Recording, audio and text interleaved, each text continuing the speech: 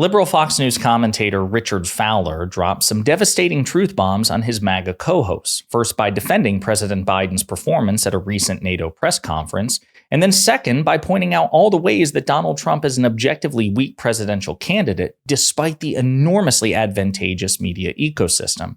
But before we unpack all that, if you end up liking this video and you want to support the channel, please be sure to hit the like, subscribe, and alert bells before you go. All right, friends, we have several clips to look at in this video. For context, the debate is still ongoing as to whether or not President Biden should be the Democratic nominee to go up against convicted felon Donald Trump. The president keeps saying he's going to be in the race, but an increasing number of Democratic elected officials and donors are calling on him to step aside. So for a lot of people, the question is still in the air. Also, for context, President Biden hosted a press conference in the aftermath of the NATO summit, and he stood up there without a teleprompter and answered pretty complex questions for about an hour. So that's the context for all of this. I want to start, though, with Richard Fowler here, laying out the case for why Donald Trump is objectively a weak candidate to his MAGA co-hosts. And I should also say that these clips have been compiled by Decoding Fox News on Twitter. You should definitely follow her if you don't yet. But here's Richard Fowler. Let's be very clear. At the beginning of this race, when Trump announced that he was running for re-election, he was a weak candidate, right? Nikki Haley at 20% of the Democratic Party. She just released her delegates last week so that they could vote for Donald Trump. And so Donald Trump should not be doing this well in the polls. He's a weak candidate. Half of his former cabinet has not endorsed him. His vice president. You wish you had a weak candidate. He is a weak candidate. His former vice president hasn't even endorsed him. But the fact that this race is this close, I mean, he's even attacked this network for very good polls that we run, right? So the fact that we're here in this moment tells you this race should not be this close. Right. So listen, Richard Fowler's having a tough conversation here. He is acknowledging that President Biden is struggling. The Democrats are struggling, whether we like it or not. But he is also making a point that, while the Fox Propaganda Network are taking victory laps, the election is not over, and Donald Trump has some serious liabilities. He did not perform particularly well in the Republican primary. Nikki Haley did overperform. There were, hundreds of thousands of people going out to vote for Nikki Haley even after she formally suspended her campaign. Donald Trump is a wildly unpopular figure, despite what Fox wants you to believe. President Biden has his issues, but so does Donald Trump.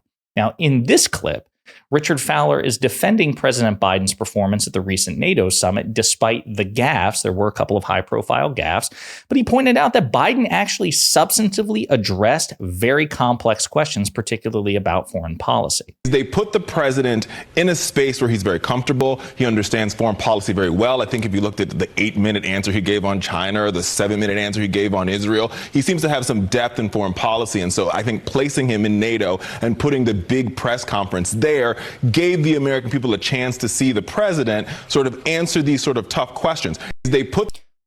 And they were tough questions, right? And the point about this is, this was for a lot of people a litmus test about how well the president could do, because of course the idea is that he can't perform well off a teleprompter.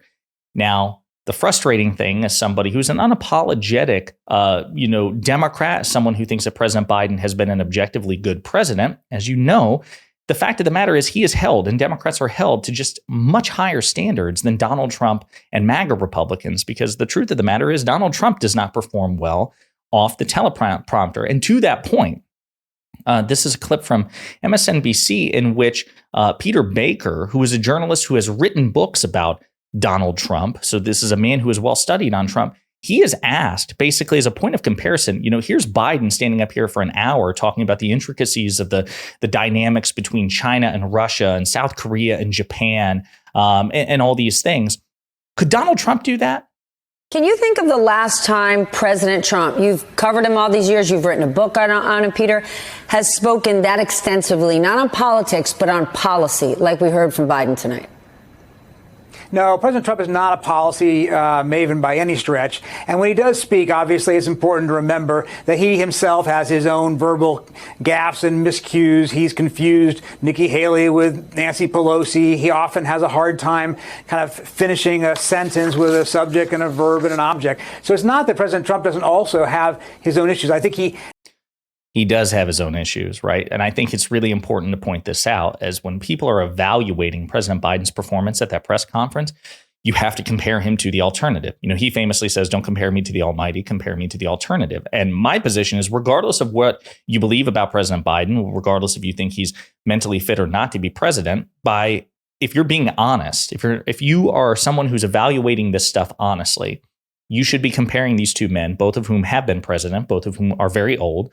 Biden is 81, Trump is 78, both of whom are gaffe machines, and both of whom, according to the polls, a majority of Americans have doubts about both their mental fitness. You should hold them to the same standard. And with that in mind, the simple fact of the matter is there is no evidence, none, that Donald Trump could stand on stage without a teleprompter and answer cogently about complex questions of foreign or domestic policy. He just doesn't know this stuff. There's no evidence. He would say, if you ask him about the dynamic between Russia and China, he would say something to the effect of, listen, I understand China and Russia, some would say better than everybody. Okay. And listen, I understand them very well. Xi Jinping and I, we get along. Vladimir Putin and I, we get along. I'm the apple of his eye. Next question.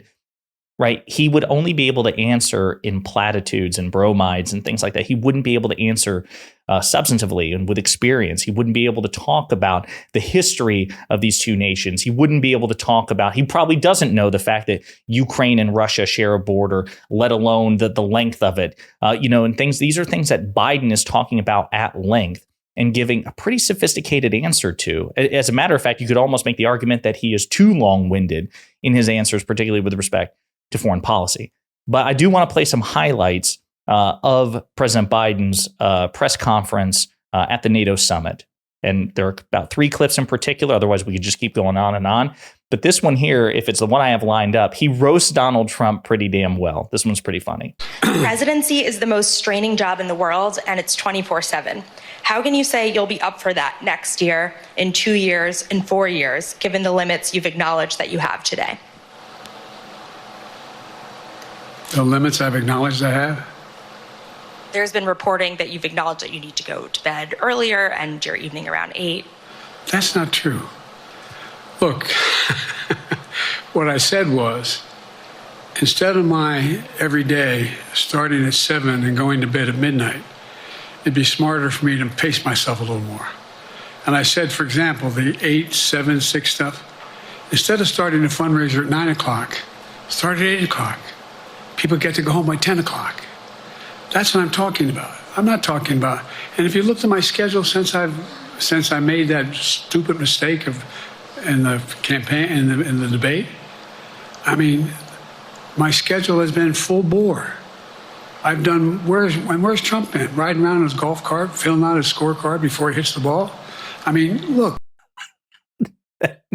That did make me laugh. Like, that's pretty funny. That's pretty funny. We need more of sassy, dark Brandon if he's going to stay in the race. Another clip I want to show you here is him defending Vice President Harris, because, of course, a lot of people have questions. Would she be the presumptive nominee if the president decides to drop out? How equipped is she to be president? And the president's pretty clear about this, that he has full conviction and full confidence in the vice president's ability to lead in the event that something should happen. And in the Senate, she was really good. I wouldn't have picked her unless I thought she was qualified to be president. From the very beginning, I made no bones about that. She is qualified to be president. Want to play that one more time. And in the Senate, she was really good. I wouldn't have picked her unless I thought she was qualified to be president. From the very beginning, I made no bones about that. She is qualified to be president. So again, full confidence and conviction in the vice president's ability to lead. As a matter of fact, it was reported that the Biden campaign is even floating, polling very quietly just to confirm, just to see people's perceptions of how well the vice president would perform against Donald Trump, which I think is an excellent idea because she is part of the ticket. She is the vice president. She is the first in line of presidential succession. Another clip here. Do you think our democracy is under siege based on this court? Do you think democracy is under siege based on Project 2025? Do you think he means what he says when he says he's going to do away with the civil service, eliminate the Department of Education, make sure, we've never been here before. And that's the other reason why you say hand off to another generation. I've got to finish this job. I've got to finish this job. So I think this is important too, because he's pointing out one of the recurring issues of his administration, or one of the issues that he keeps pointing out with respect to the threat posed by MAGA Republicans, which is that democracy is under assault. And a lot of people doubted that that would be a prevailing issue in the election, but it was a prevailing issue in the 2020 election and 2021 and 2022. And also it's polled relatively high. It's usually not number one, but there is actually some polling, I think even by Fox News within the past few months, that concerns about democracy is the number one issue for Americans. So it's in the top three, the top five. It is important to talk about. And recent decisions by the United States Supreme Court, like effectively making our presidents God kings, right, by making the standard to criminally prosecute them in the event that they break the law so asymptotically high that they might as well have sovereign immunity. If Donald Trump wins the election, he will be able to take advantage of that enormous protection, that enormous shield from criminal liability. I think it's important for the president to point these things out. And, by the way, for him to actually name drop Project 2025. It was a missed opportunity for him to do that at the debate, but he's doing it here at this high-profile press conference. And more attention should be paid to Project 2025. Now, some other things just to wrap this up. Alexander Vindman, who worked in the Trump administration as diplomatic liaison to Ukraine, he was at the center of President Trump's attempts to extort Ukraine for domestic political benefit. Vindman, who is a lifelong foreign policy wonk, he says Biden knows his stuff. Can anyone imagine Trump answering any of these foreign policy questions with any coherence? Representative Malcolm Kenyatta points out, too, Joe Biden has a stutter and a deep, clear, and thoughtful understanding of the major issues affecting our nation and our world. Wahajid Ali, who, by the way, is a critic of President Biden. He is somebody who has taken a principled objection to much of the Biden administration's management of the situation in Gaza. Okay, this is someone who, much like Mehdi Hassan, is not some sort of like Biden shill. Like, people make that accusation about me that I don't criticize the president enough. Wahajid Ali is a staunch, outspoken critic of the president. This is what he had to say. Biden showed an understanding of complex domestic and foreign policy issues. He answered them at length. His voice is hoarse and he is weaker than before. Clearly, he's 81. I didn't see dementia or cognitive decline. If the flubs are evidence of that, then we must compare it to Trump's flubs and utterly inane comments and lack of understanding of any complex issue. Biden should do more of these. I think if people do a compare and contrast with Trump, the choice is easy. Know both sides, not ideal, not perfect, not great, folks, but this is where we are. This is, again, coming from an outspoken critic of the president. He understands the perspective. And then David Sanger, who is a foreign policy journalist, this is how he responded. This is a guy from the New York Times. Biden was prepared tonight, but not over-prepared with statistics as he was 2 weeks ago. He wandered, but didn't lose the thread. He gave a solid, deep answer on dealing with Israel and said he was ready to interrupt the relationship between China and Russia and China. All right, folks, so this is where we are. I think that, going all the way back to the Fox News liberal commentator Richard Fowler, he was absolutely right. And it's important to bring this up to MAGA Fox News hosts and to the MAGA Trump sympathizing Fox audience. The fact of the matter is, and it is a fact, is you're evaluating these two candidates. Subjectively speaking, Trump is incompetent by comparison. He could never give substantive answers about foreign or domestic policy. It's just simply a fact, and there is no evidence to the contrary. On that score, Biden is just objectively far superior. Let me know what you think in the comments.